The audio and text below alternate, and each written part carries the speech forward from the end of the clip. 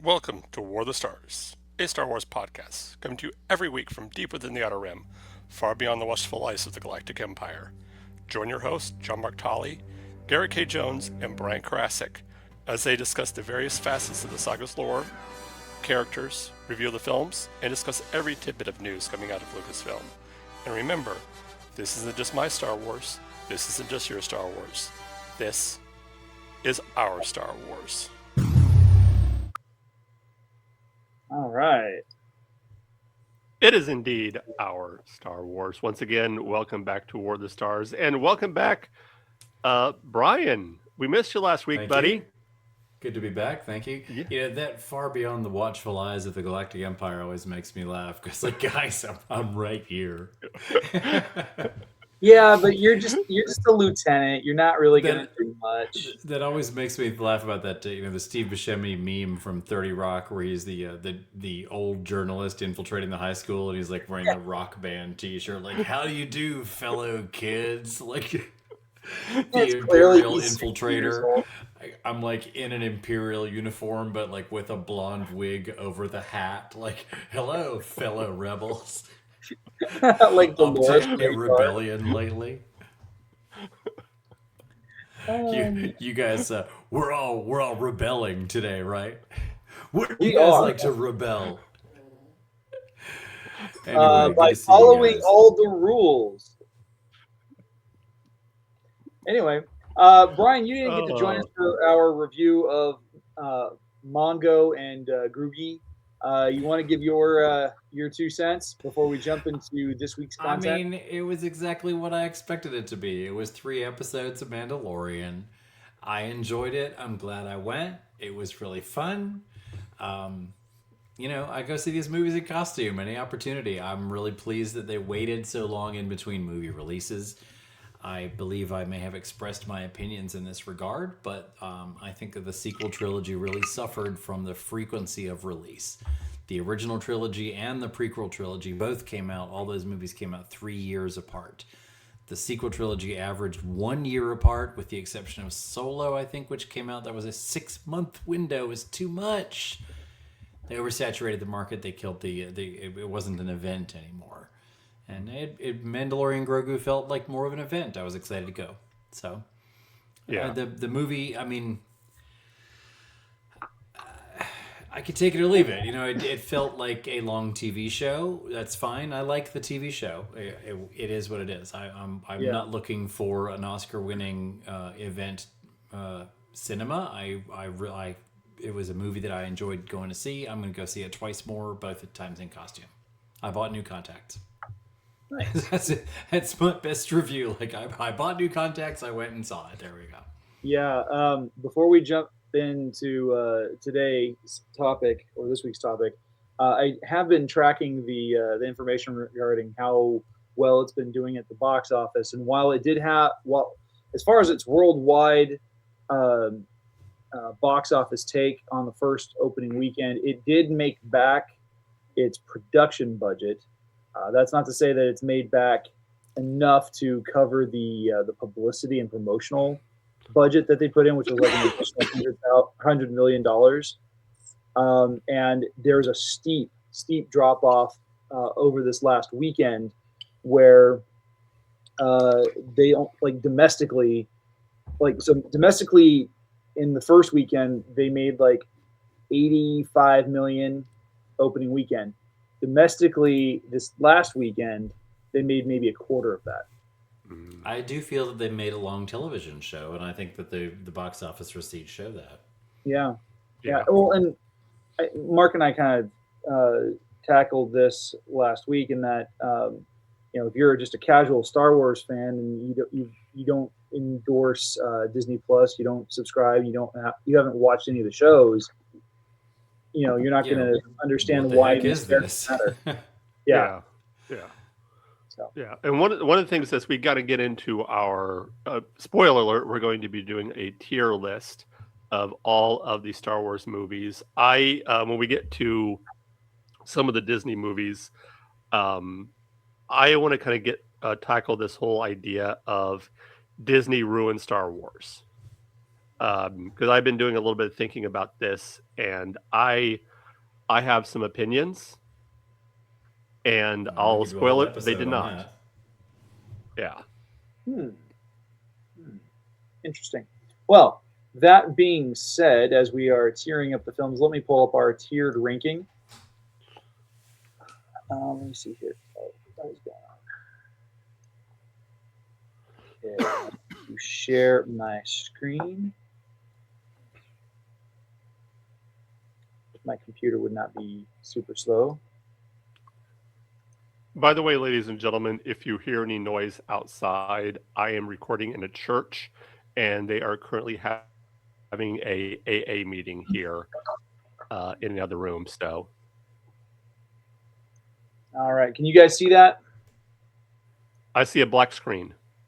Oh, come on! But it looks sharp. It looks very sharp. It's a very black screen. Okay, let's try this again. The blacks are black, razor sharp. They're blacker than black. Okay, there we go. In for black. We There we can go. you guys see that now? Yes. Okay. Yes.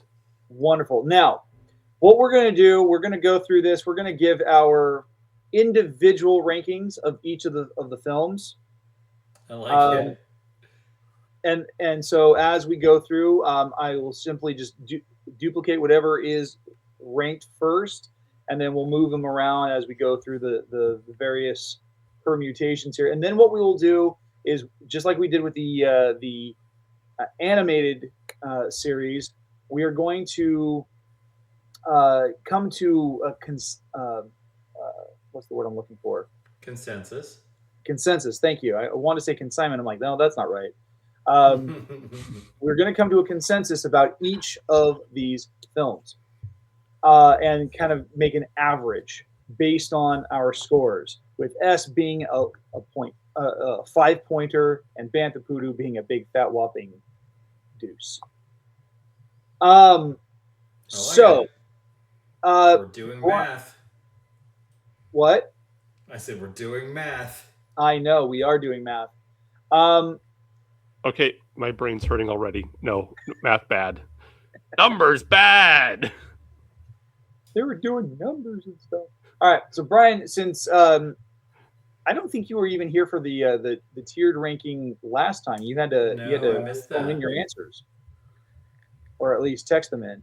So I'm going to start with you. Phone in sounds okay.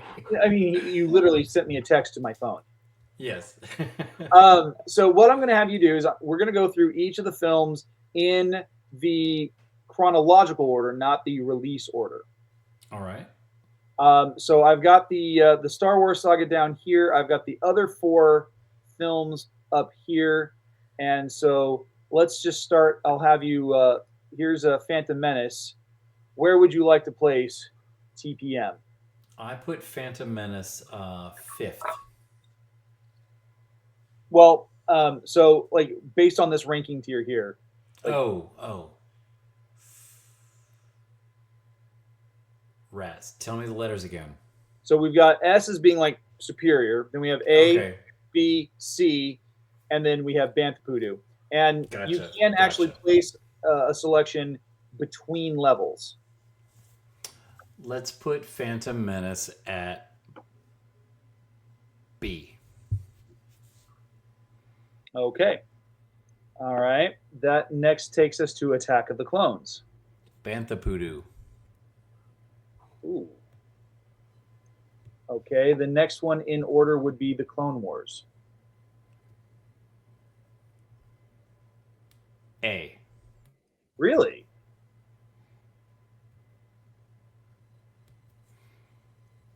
Okay. Episode 3, The Return of the Sith. Superior. Oh. My second favorite film. Really? Okay. That takes us to Rogue One. Also superior.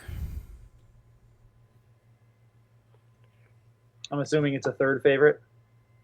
Yep. Okay. All right. A New Hope. B. Okay. Oh wait, hold up. Sorry, I gotta redo that one, and the reason being is because I ignored Solo. B. Okay, and then I'll put A New Hope right next to it. I know I'm not making any friends by putting Solo on par with A New Hope. It works. I'm not going to judge him. Okay, Empire. Well, I know I'm not going to make any friends with this one either because C. I do not like this film. I do not care for it. But it introduced the Emperor. Spicy. Yeah, those 45 seconds are entertaining to me, but I don't like the way Yoda is handled or introduced. I don't like how everything Yoda says is wrong. I could do an entire podcast about how Empire Strikes Back is a bad movie. I don't like it. I am objectively wrong, but it is not a movie that is for me. Subjectively, you are making me turn to the dark side, my friend. Yes, I'm sorry. I do not think that I am right in that. I don't think that it is a correct way to think.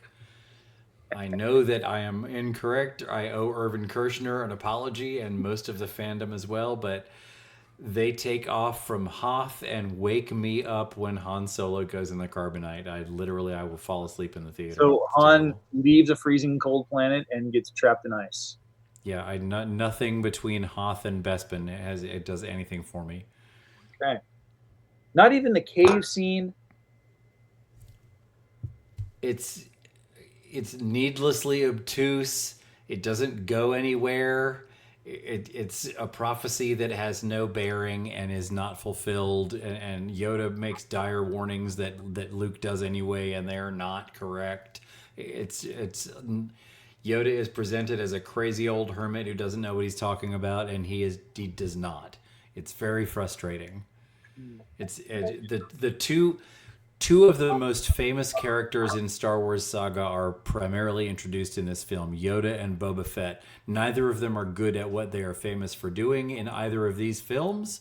It is very frustrating to see these canonically epic characters who are just bumbling around, not doing the thing that they're supposed to be good at doing. I don't care for it. Okay. I'm sorry. Okay. That's fair. It's your opinion. And I will not cross any lines in the Force to make you see otherwise. Return of the Jedi is superior.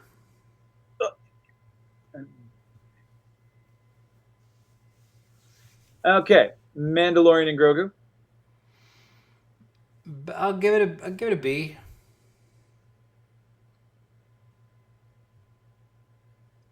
I'll give it B. All right. The Force Awakens. I'll give that a C. The Last Jedi. I mean, I'll give that a C too.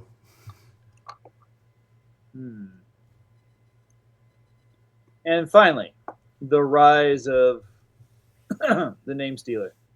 Rise of Skywalker really goes hard in the paint with me by bringing Palpatine back. The fact that they bring him back in Fortnite takes some points away, however. So I gotta put it between C and Bantha Poodoo. That's okay. I'll take that.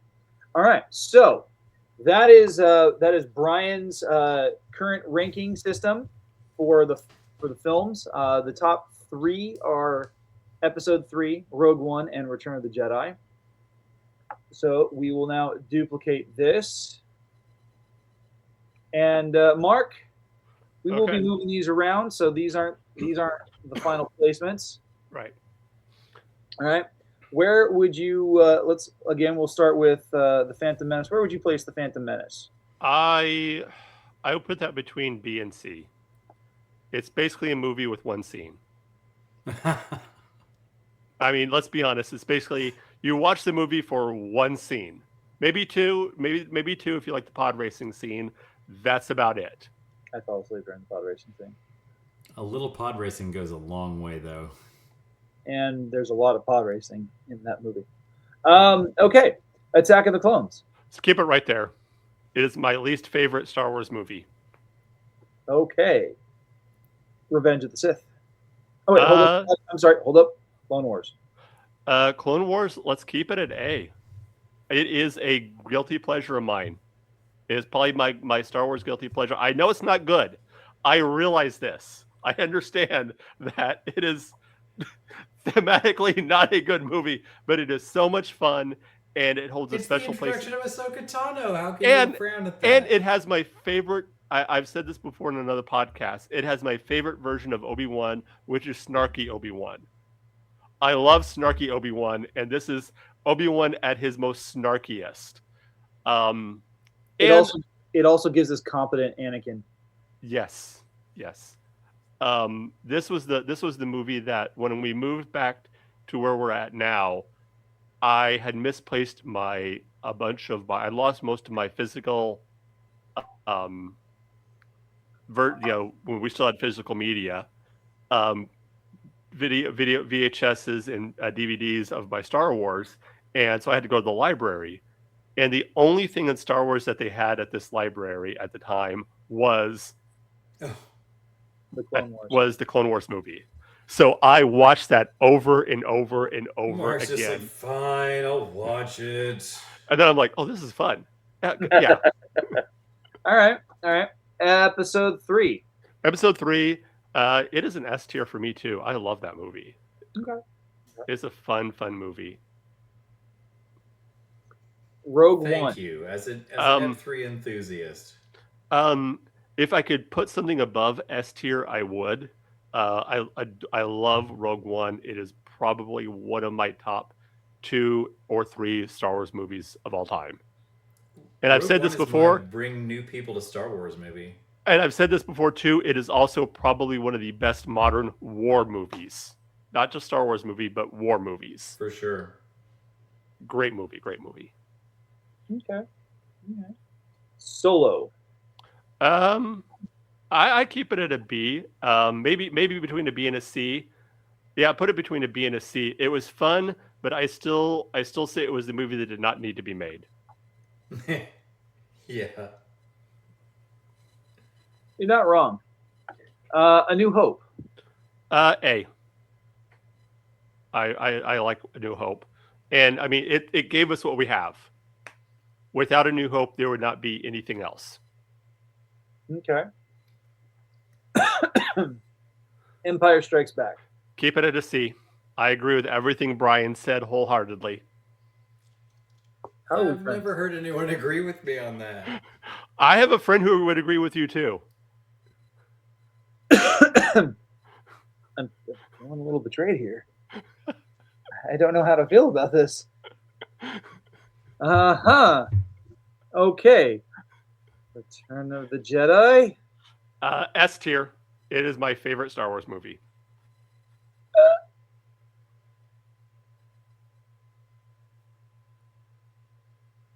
Mango and green leaf. B. It was fun. Okay. It was a fun movie. Yeah. All right. The Force Awakens.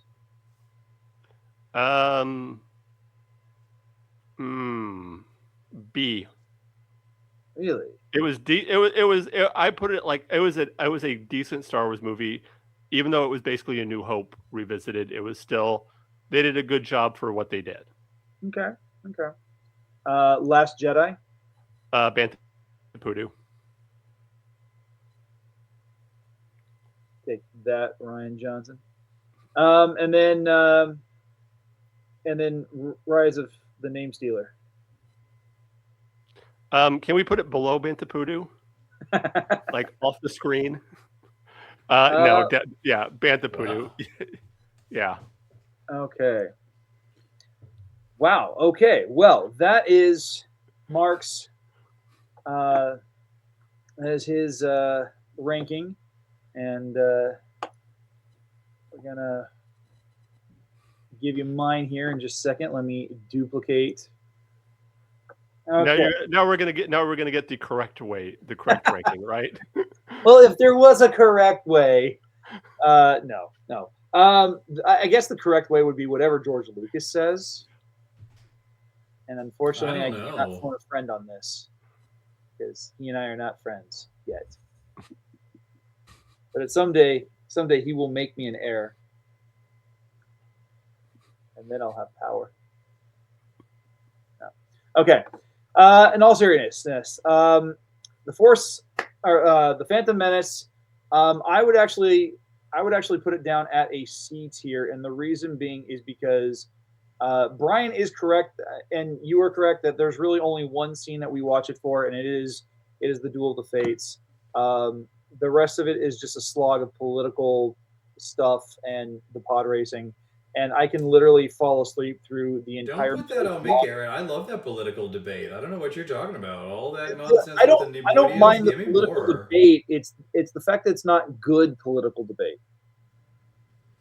I mean, I've seen worried Japanese caricatures hurrying through hallways. That's more of that for me, boy. 45 minutes of what if Darth Sidious tells on us? No, I like that.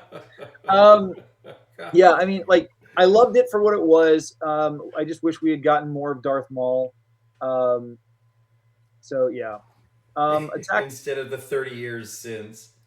Yeah, right. Or as well as the 30 years since, not instead of. I just like some of the character development wasn't great, and just I think the writing suffered because this was at that point. It was during that span of time, those 9 years or so, 6 years, where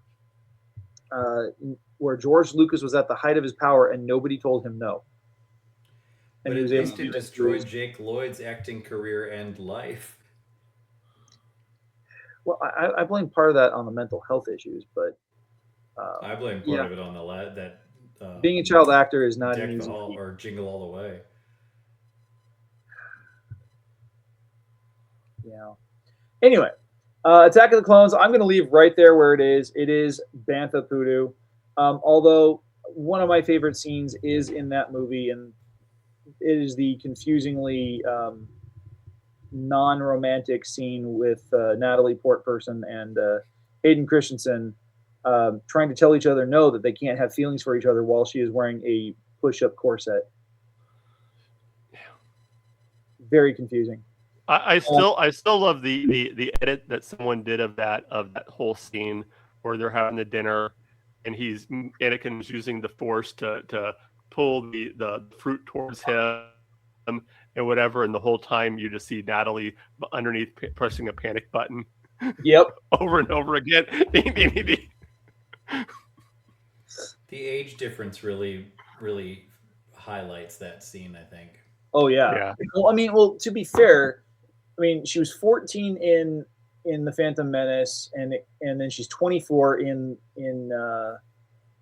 Attack of the Clones, and he was what, 8 or 9 in Phantom, and so 10 years later that would put him as 18 or 19.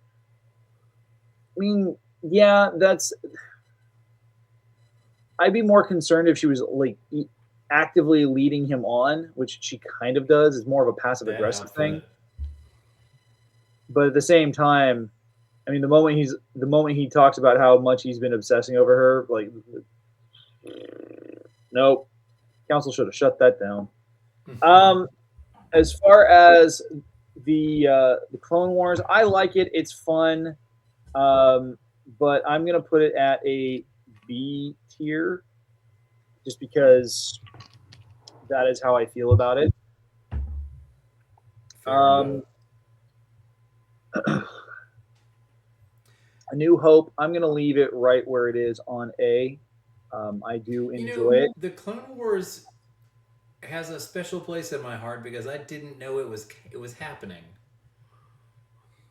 I went to my local movie theater to see something else, and I saw the poster for Clone Wars. I was like, what is this? A new Star Wars movie? So, Yeah, decent.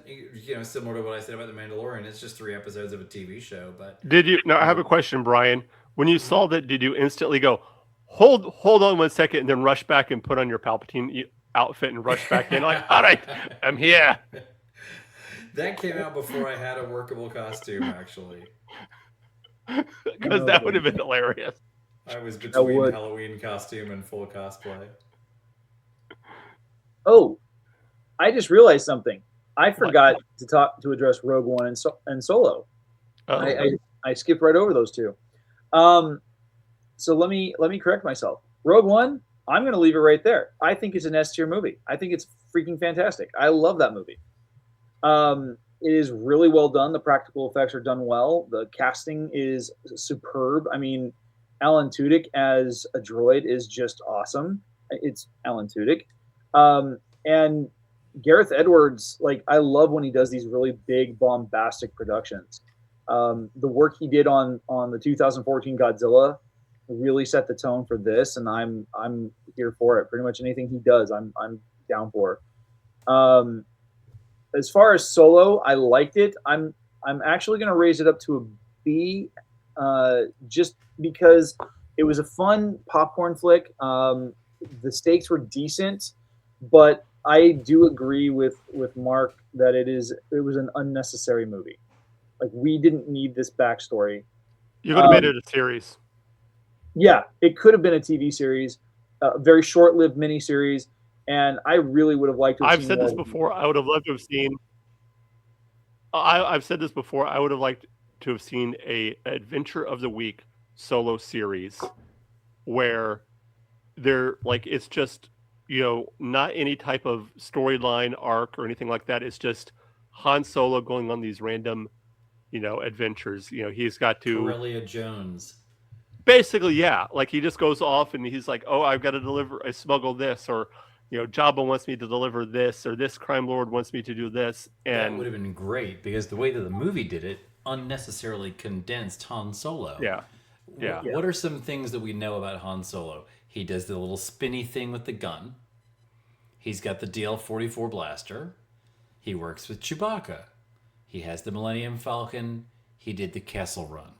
Right? These are kind of Han Solo shtick, right? We learn in that movie that he got all those in like a long weekend. Like, all that stuff happened over the course of 3 days, and then he did nothing for 10 years, and then he met Luke. It's needlessly reductive. I liked the movie, but I walked out of the movie like, so everything about Han Solo happened in that 1 week. It's kind of funny. Yeah. I didn't really get to talk much about episode 3 either, because I skipped over that one. My brain is all over the place today. I'm actually moving it to an A tier, and the reason being is because I like it. It is of the 3 prequel films, it is the best one. The problem I have for it is it just feels really, really, really, really long. It goes on forever, and like, just where you think there, like, it kind of suffers from the same thing that Return of the King did, where you have all these places where you think it's going to end, and then it just goes on to like this next scene to move the characters into their positions for episode 4. And it gets kind of tiresome. The worst thing about Revenge of the Sith is that part at the end when the hobbits are jumping up and down in slow motion in Palpatine's bed. I hate that part. I know, right? Wait a minute. Hobbits. I think you mean. I absolutely agree. The analogy I also draw for Revenge of the Sith is it feels like Harry Potter and the Goblet of Fire, in that it goes on forever and yet does not tell half of the story. Yeah, the movie is eternal. In many ways, we're still watching it, but you still don't get the whole story of why Anakin goes to the dark side. Like, it's almost a 3-hour-long movie, but Anakin's fall is almost like a shrug, like, well, may as well kill a bunch of children. Yeah. It's really fleshed out in the novel, but it's just sort of hand waved in the movie. And it's fleshed out I think it's fleshed out more in the Clone Wars too. Yeah. Like, you see, So I do like it, but like, again, just like with the Phantom Menace, that whole chunk in the middle when they're on Utapau, I can sleep right through it and be just fine. Like that one section goes on forever. Okay, so Empire Strikes Back. This is where I place it, where it needs to be, because and the reason why this one is my favorite is because this is the one that Garrett is setting the record straight. I am. This is the one that I loved watching as a kid. Like I grew up with Return of the Jedi. Like it was the first Star Wars movie I saw in theaters, and I'll come back to that in a moment. And I had a lot of stuff from Return of the Jedi, whether it was figurines, books, what have you. But Empire Strikes Back, I remember like we were living in Phoenix at the time, and every time my mom would take me to the library, they had that sitting there for checkout, and I just loved getting my hands on the copy and playing it through our VCR. And for those kids who are watching who don't know what a VCR is, we used to have these things called cassettes. They were about the size of a brick. You locked it into place and you pressed play. And you hope that whoever had watched it before had rewound it back to the beginning, right? Or they hadn't destroyed the film. Yes, I did that with one movie. Watched it enough times that I wore out. That would be Jurassic Park. I did that with my VHS copy of the '89 Batman movie. Clockwork Orange, but I was a pretentious jerk. You were watching a Clockwork Orange as a child? Why does that not surprise me? High school. Oh, high school. Why does that not surprise me? Okay. But the thing I like about Empire Strikes Back beyond that is the fact that it ups the stakes for all the characters. Everything goes wrong for them. Like if you look at the original trilogy as a 3-act story, this is the middle act. This is where everything gets turned upside down. Everything gets turned to crap. And whatever training that Luke is supposed to have, he sets aside because he cares so much about these friends that he is bonded with over the last couple of years. And the thing that really sticks for me is the fact that, yeah, some of the plot threads or plot holes that exist are dodgy. You've made the comment, Brian, that some of the same things that we forgive in Empire Strikes Back we completely condemn in The Last Jedi. There are some things I agree with you on that. But what I like about it is the fact that it leaves the characters in this state of limbo. They're starting to form a plan to get everything back, but you can really feel the pressures being put on them, and that the rebellion looks like it is weakening. I mean, yeah, they had a huge win after destroying the first Death Star, but now, they're sent adrift. They're a diaspora at this point, and that's what I like about how the story goes. That being said, with Return of the Jedi, because it was the first one I did watch in theaters, I do like it, but I don't think it's an S tier for me. It's going to sit between S and A, just because I don't know. I just like something about it. It just does not connect with me. I think my favorite part throughout the film is the duel between Vader and Luke. That's always going to be epic. There are parts of the battle on Endor that feel a little like they're dragging, but that's about it. For Mango and Grok, I'm going to leave it right where it is.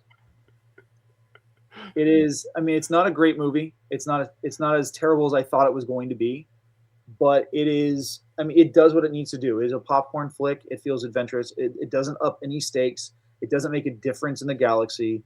Nothing changes. Gives Star Wars fans a movie to go see. This is basically like a comic book issue, not a full-on graphic novel. Yeah. I love how I love the ongoing joke of you giving it a different name every time you say it. That is great. I'm waiting for Mungo Jerry to show up, but I don't know how much T.S. Eliot you read, or Andrew. I don't read much T.S. Eliot. I was at one point I was going to call it Buckethead and the Frog. Oh, that's pretty good. Force Awakens, I'm also going to leave it as a B tier, because it's a beat for beat remake of the original film. It is. I do like the fact that a they have remake of the original trilogy. Effects. What?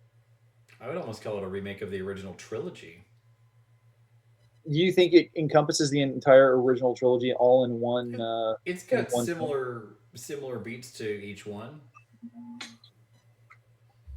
I'd have to kind of look at it, but maybe we'll have to do that as an analysis. Yeah, I could come back to me on this one.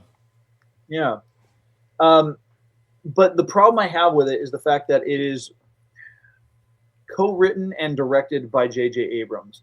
And the problem I have with J.J. Abrams is that he is a director who is all flash and no substance. J.J. Abrams.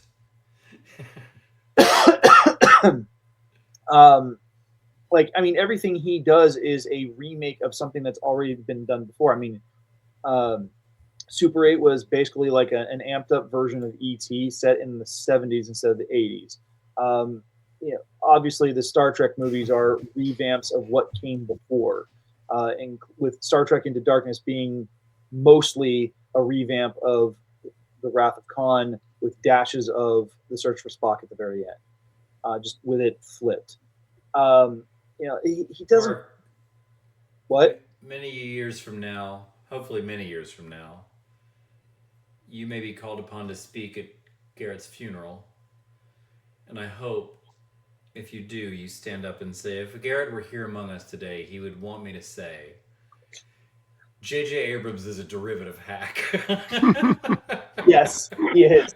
He's very much a derivative hack. Because I love hearing this. Because I like J.J. I like Abrams stuff in passing, but you're absolutely correct on all of this stuff. I just haven't given it much thought. I think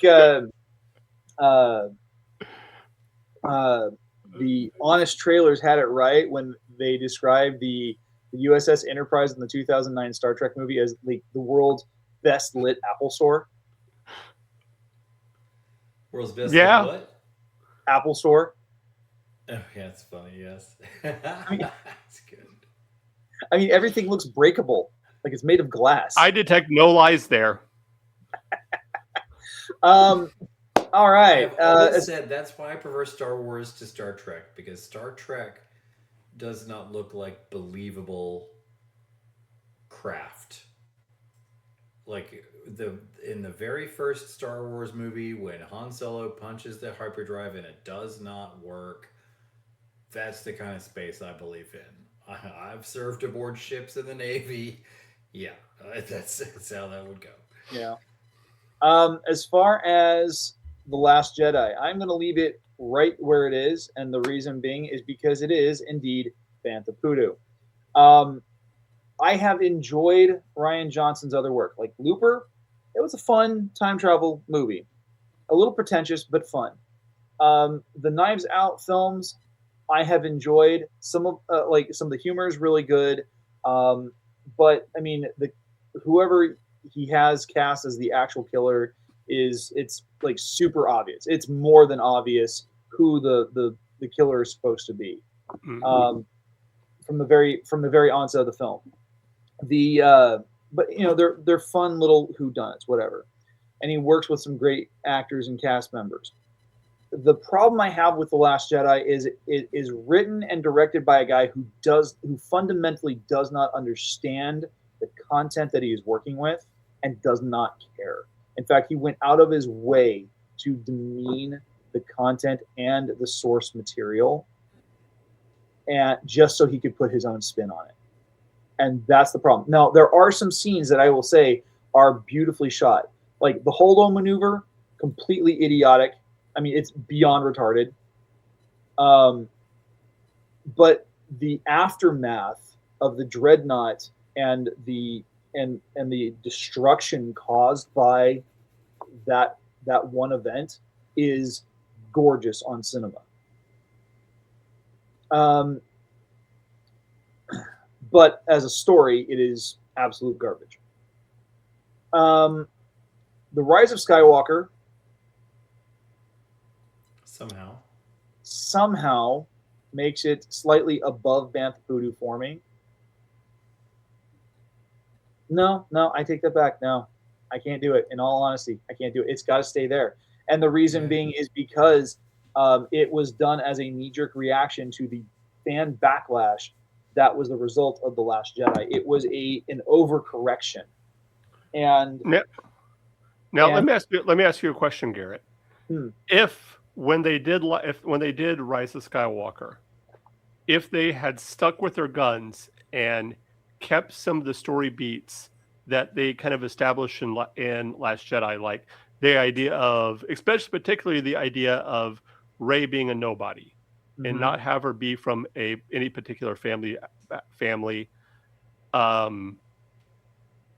Do you think you would have had a different opinion of Last Jedi if they had like stuck to their guns, like we're going to continue the story instead of just doing almost a 180 with what they kind of established in Last Jedi?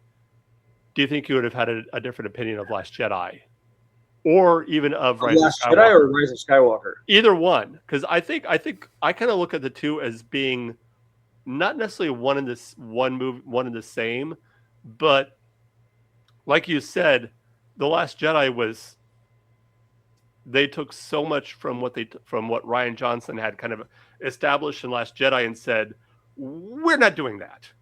Well, so just like you said, it was a knee-jerk reaction. If they had kept that one bit of character development, it wasn't even character development, but that one little bit of backstory for Rey that she was a nobody, that would have been fine.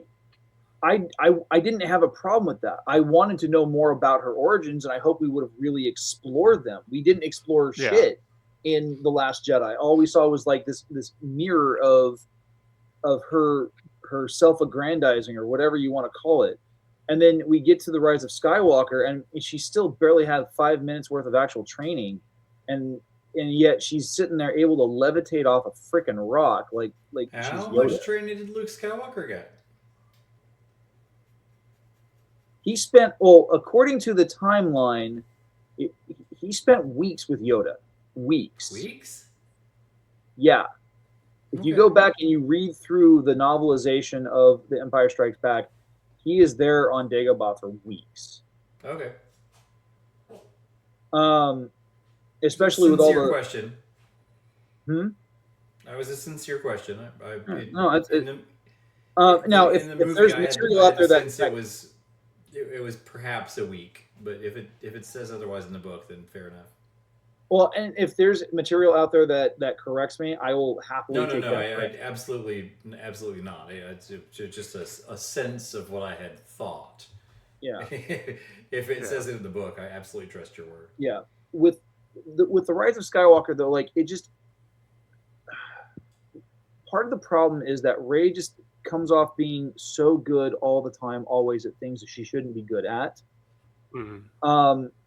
So there's that characterization. There's the fact that like you've got these characters who do these dumb little quips all over, like the repetition of the "they fly now" bit. Like, how is this new? We saw freaking Mandalorians with jetpacks. We saw stormtroopers during the Imperial era with jetpacks. We saw clone troopers with jetpacks. How is the fact that First Order stormtroopers have jetpacks new? Yeah, they freaking fly now. Maybe those other stormtroopers weren't First Order. I think it's a dumb line too. It's ridiculously stupid. These movies ask us to do a lot of homework on their behalf. And the other bit of it is, I mean, just like you, I mean, like the moment they, when I watched the original trailers, the teaser trailers for the movie, and I heard Ian McDermott's laughter, I'm like, oh, that could be really good. And I was hoping that what we would get would be at least like a holocron or a simulacrum of Palpatine's teaching to Kylo Ren or to somebody else, and and that's what triggers the ball going. the fact that they actually brought him back to play the Emperor as a clone, and we get that notorious line. Just it like the moment I see in that movie, I'm watching on IMAX down in Southern California. My family's down there for Christmas, and I've got my now ex-wife, her daughter, my son, her extended family, which included her sister, her brother, her in-laws. We're all in this row together, and as soon as Poe says somehow Palpatine returned, I'm like, what the absolute ever loving? And I had to stop myself because my wife turned and looked at me. And I'm like, right. Fudge. Mm-hmm. What the ever loving fudge? This is a family movie. But it was totally stupid. Totally stupid. So, anyway, with that being said, we are now going to average the scores. How do you guys feel about that? Sounds good to me. Okay. Let's see where we come out. Okay. So let me get my trusty notepad here. I will do the math for you guys. Don't worry. Don't worry. All right. While we do that, I wanted to mention something I like about Rogue One.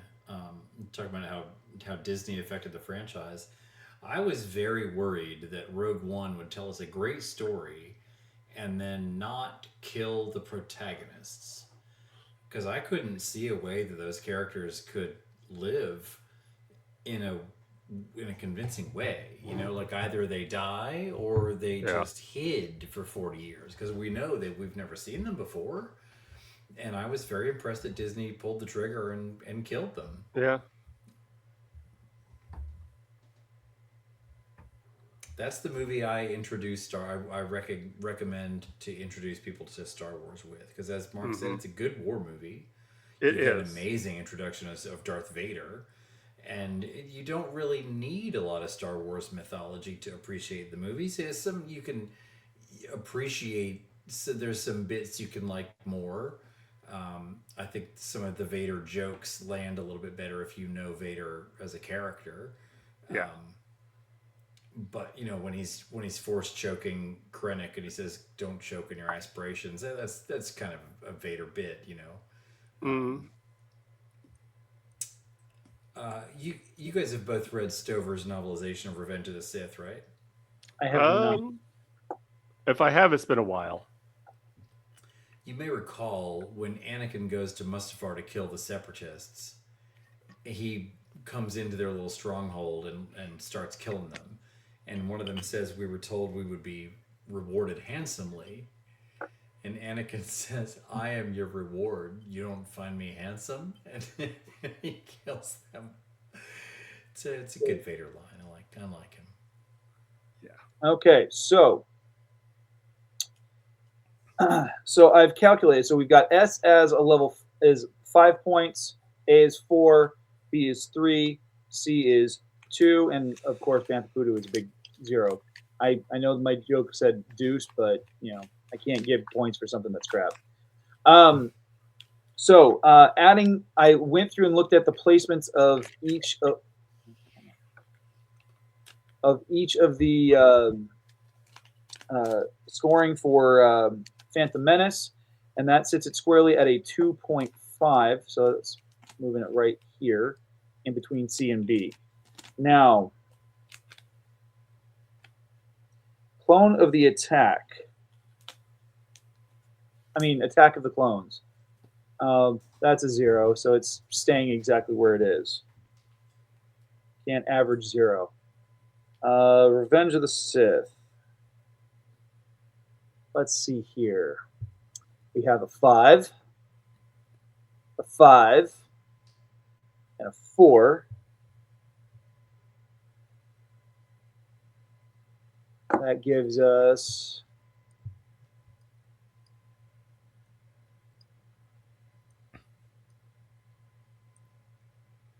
Just surprised it landed anywhere south of Superior.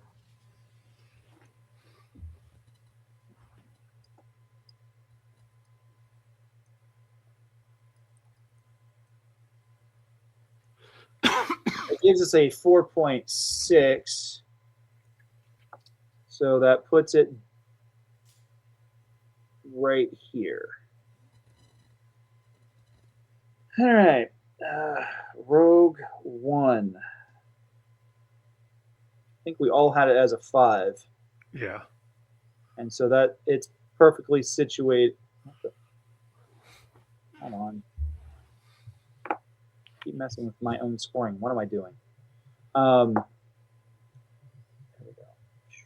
So Rogue One is going to stay exactly where it is. And we've got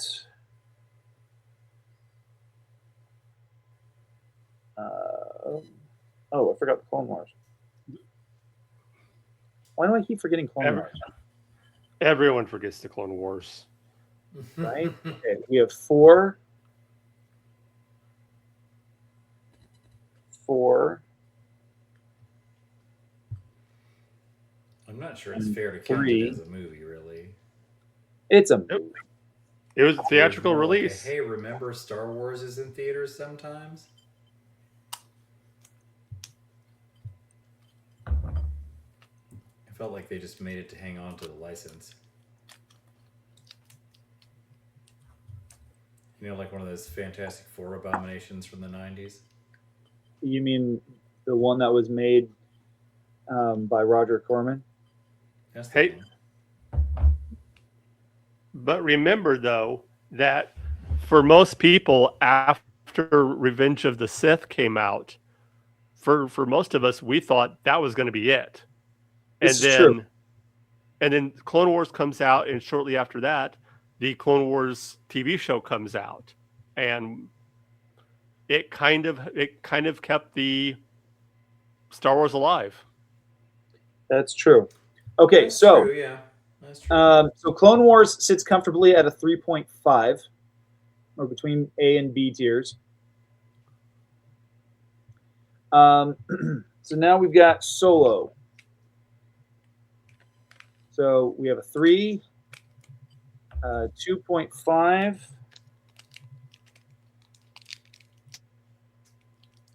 and a 3.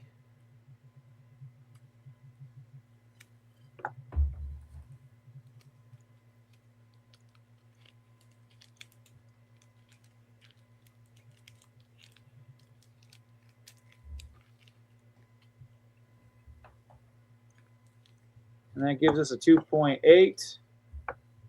So I'm going to situate it right here in the middle. Okay.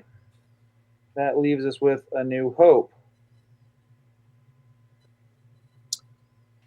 Averaging it out, let's see. We've got 3, 4, and 4.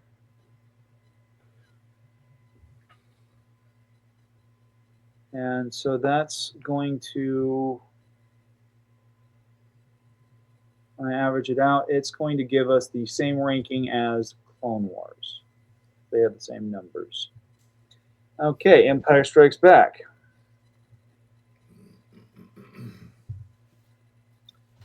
As our math starts to get a little froggy here. We have 2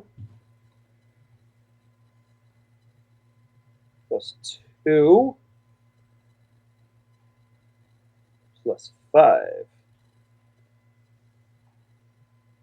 Which, if we average that out, it totals 9 and it's a 3.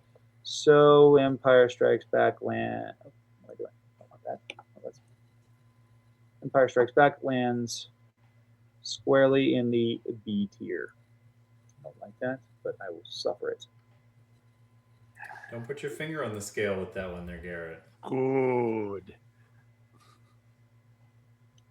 Hey, I'm letting the math do the talking, Brian. Mm-hmm. As much as a writer, I hate doing that. Okay, Return of the Jedi. You get a 5 plus a 5 plus a 4.5 equals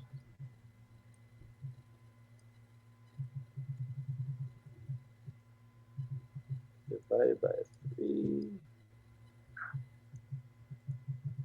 4.8. So it is actually going to sit right where it is, between A and S tiers. Okay. Now, Man of Green Steel. This is going to be the interesting one. 3, 3, 3. Oh, it's going to stay right where it is. It would have averaged 9. Okay.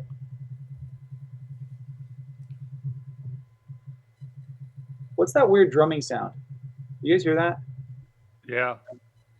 Who's drumming?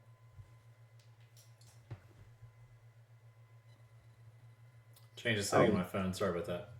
Oh. Okay. So The Force Awakens, we have a 2,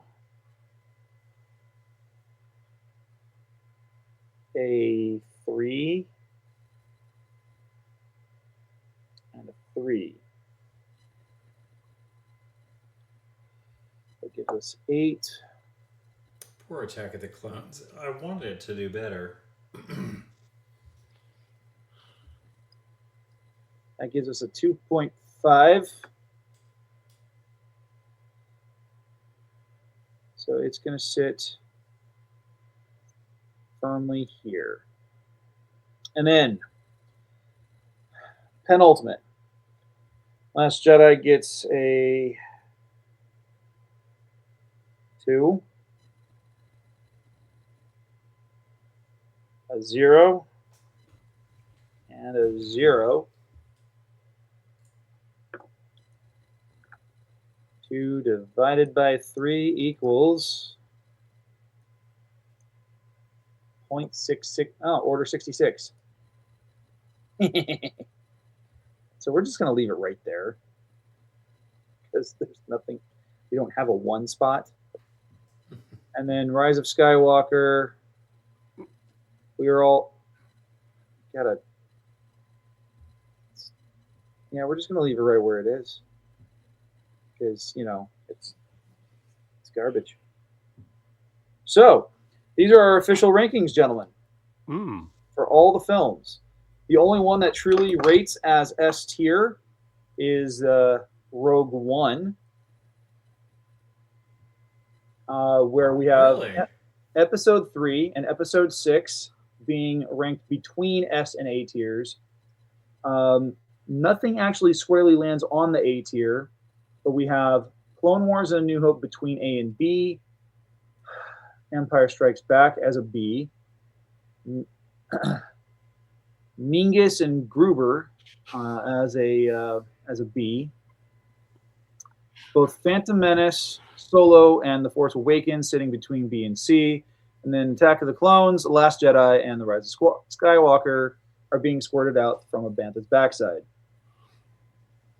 Any questions, concerns, comments, or corrections? No. How about Mechagodzilla and Guyver? I love it. I love it. My kid would approve. Oh, man. So really quick, I just wanted, because I got into a little bit of an argument with this, with someone who was trying to say about, again, how Disney ruined Star Wars. And so we've had 7 movies. No, how many movies have we had in the Star Wars since Disney took over? Let's see here. We've had Force Awakens, Last Jedi, Rise of Skywalker, Rogue One, and Mandolin and Grogu. So we've had 6 movies. With this chart right here, I'd say we've had 2 that were bad. The rest were good to great. Yeah. I don't think that's ruining Star Wars. With the TV series, we've had 7 TV series. I'd argue again, we've had 2 that were actually bad. The rest were decent to great. I'd say the only ones that were bad in the TV series, in my opinion, would be Book of Boba Fett and The Acolyte. Other ones, that's just my personal opinion. Well, we'll have to do another tiered list to discuss the shows, because that's going to be a fun one. Yeah. But yeah, I don't agree. I don't necessarily agree with you on that. I don't think that Star Wars has not been ruined, and the reason for that is because, as Brian has said, Star Wars has stopped feeling like an event. Yeah. I would say in that instance, yeah, I can agree. But and I'm hoping that from what we've heard from some of the interviews with Filoni, that will start to change. Now that Filoni's taken the helm, he has kind of indicated that they're kind of going to take a step back from how they were kind of putting out movies and looking more at quality over quantity, and kind of he's even kind of pulling from out of James Gunn in the fact of not announcing anything until there's an actual until they actually have a script, a cast, and they've started pre-production. Yeah, heck with that. I don't believe that they're making the movie until I see the credits roll in the theater. I mean, how many movies and trilogies have we seen announced? Counting Rian Johnson's trilogy that was announced at Celebration 19. Well, and then there's the Simon Kinberg trilogy that they keep, for whatever reason, Simon Kinberg still thinks he's going to be making a trilogy of Star Wars movies that could potentially be like episodes 10, 11, and 12. Yeah. And it's like, why? First of all, he gave us the weakest X-Men movie in all of history. So I don't necessarily trust him on the directing front. And nothing has been put into production. And he's been talking about this for the last, 5-6 years? However, we do have Star Wars Starfighter coming out next year. It is slated to come out May 27th of 2027. So that's potentially going to be fun to see, because it's already been slated. It's already in production or getting ready to do post-production. However, it's come under fire because some stuff has leaked about it, where apparently Ryan Gosling's character is trying to get a Force-sensitive kid to raise new Jedi enclave to learn how to use the Force. And this is seeing a lot of pushback from fans because they could rather do with less of Rey. So once something official comes out, we'll definitely have to have a conversation about that. Yeah, definitely. That's a film? Yeah. Yes. Yep. Well, good. We're going back to the 1-a-year schedule because that worked out so well. Well, at the same time, I'm looking at this, and from what I kind of gathered from when these movies started pre-production, both this one and both Starfighter and the recently Mando and Grogu, I kind of look at these as being kind of like the last movies under Kathleen Kennedy's regime. Because if my math is kind of right, these started while Kennedy was still officially as the head of Lucasfilm. So these were already in the can. These were already set to go. Yeah. So I think once we get kind of past this in Starfighter, I think you're going to see a change. I think and like I said, Filoni's already kind of indicated that he wants to kind of get away from that 1 a year. You know, he's more worried. He's more concerned about, does the story fit within his vision of Star Wars? Does it make sense within the scope and is it a good movie? Not just trying to pump movies out, to fit a quota. Yeah. It's more quality over quantity for him. And the other thing, Brian, is that the cast actually is really fleshed out. Like they've got a series of good actors here. We've got Ryan Gosling as the lead character, Matt Smith from House of the Dragon and Doctor Who is in it. Mia Goth. How dare you say House of Dragon first in that list? I'm not a Doctor Who fan. I never really have been. So that's the first thing that came to mind. No, and I've not watched House of the Dragon. Could you not say Terminator Genesis first? Because it's pronounced Terminator Genesis. I'm sure it's going to be great. I don't know. It's fine. It's been several years. I'm looking forward to it. I did want to say I had a fun moment at the film. I like playing Palpatine as being like metatextually aware of the movies and their scheduled release. And so as a Jedi, I produced a lightsaber and said he was going to bring me to justice. I said, "You can't kill me, Master Jedi. I'm not even supposed to be in these movies." It's great. So this movie is going to be directed by Sean Levy, who directed Ryan Reynolds in Deadpool and Wolverine and in Free Guy. And he's worked on a bunch of other stuff. Like he worked on Real Steel with Hugh Jackman, and sure. And I think he worked on at least one of, if not both, of the Bruce Almighty movies. I wonder if that's going to be a hint of the tone of the movie. I hope not. I take that back. He did not do those movies. Oh, he directed Date Night. He directed Big Fat Liar, Just Married, Cheaper by the Dozen from 2003, and The Pink Panther from 2006. Oh, he did the Night at the Museum movies. That's the franchise I knew him from. Okay. So that's and a rich tapestry, and good for him. Yeah, and he's also got a bunch of other things under his helm as well. He directed he executive produced the first 5 episodes for Tim Allen's Last Man Standing. He was a producer on The Arrival with Amy Adams, which Amy Adams is in Starfighter. And then he was an executive producer on Stranger Things. So this guy, he's good at what he does.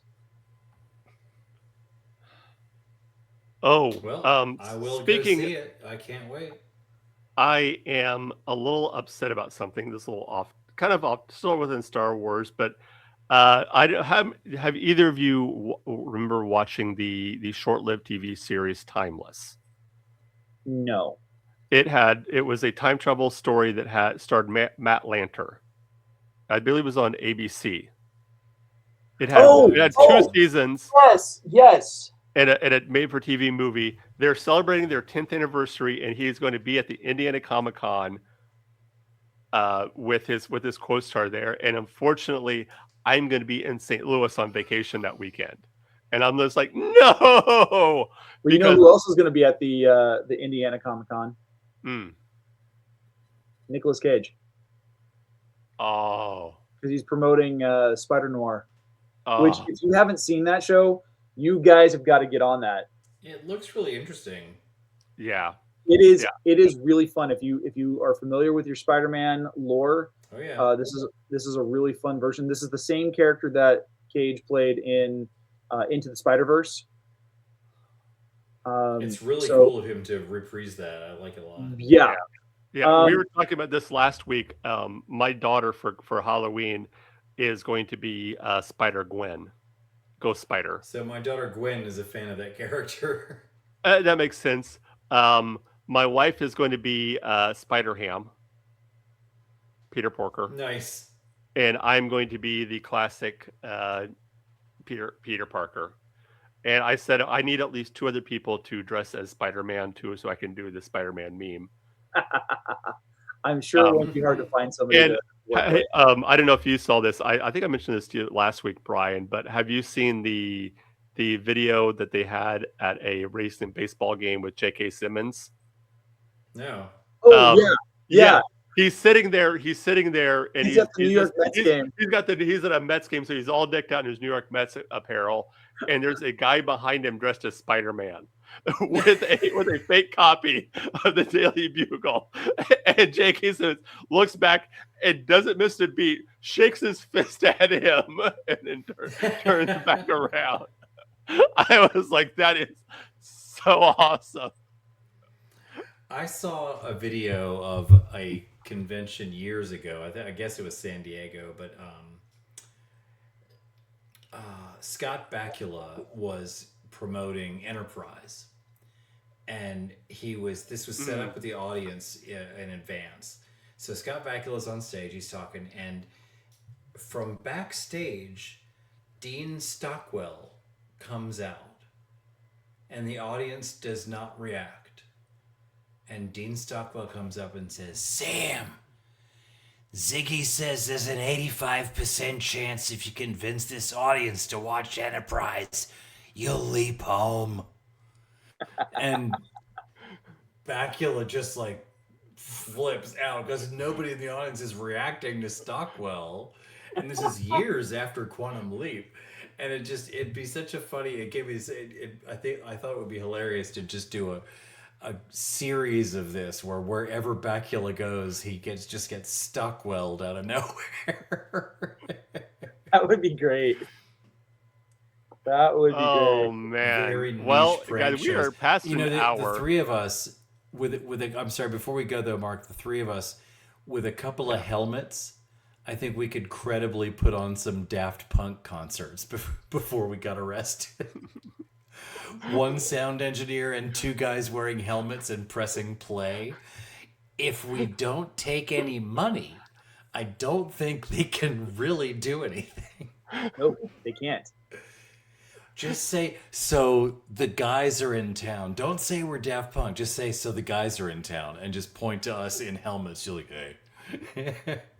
And they wanted to do a show, like no charge or anything. Just like they're just going to set up and just like start playing. And like anybody who wants to come in, just let them in. If you want to charge for your show, like go ahead. But like the guy's just gonna put on the show. Like we don't want any part of the door. And it's just like we could do a show and call it Daft Punked. That would be good. Oh man, sorry.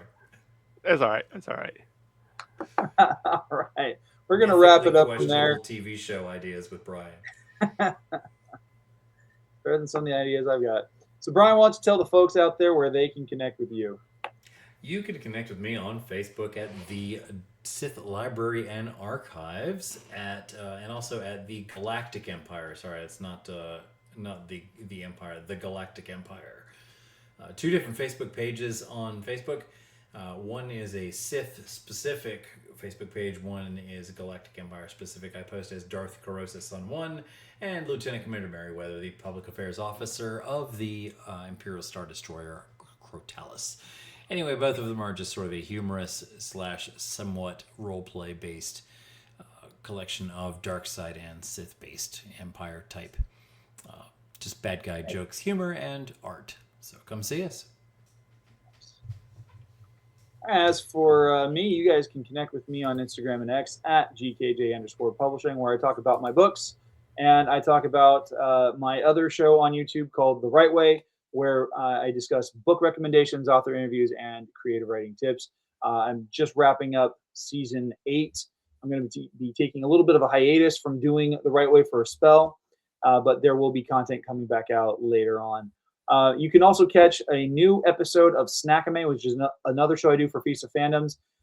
We talk about, in this last episode that came out on Friday, we talked about Spy Family on Hulu and Disney+. So check it out.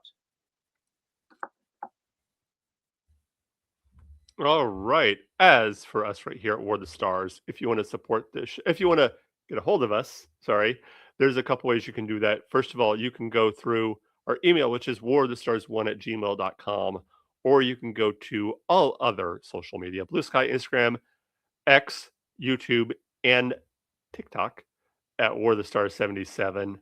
If you want to support the show, a couple ways you can do that also. You can go to Ko-fi, that is ko-fi.com/War of the Stars, or go to spreadshirt.com/shop /war-of-the-stars- and buy cool merch there. We are, as Garrett just mentioned, a proud member of the Feast of Fandoms Network. Check out all the shows right here at Feast of Fandoms. Literally something for every fandom out there. So check it out. We are also a part of the Red 5 Network. Go to bio.red5.net. I believe that is it. You'll hear at the beginning of the audio podcast of it. They'll tell you where to go to. So check out all the shows on there. Next week, we are talking about the one, the only Count Dooku, as we do a deep dive into the character of Count Dooku.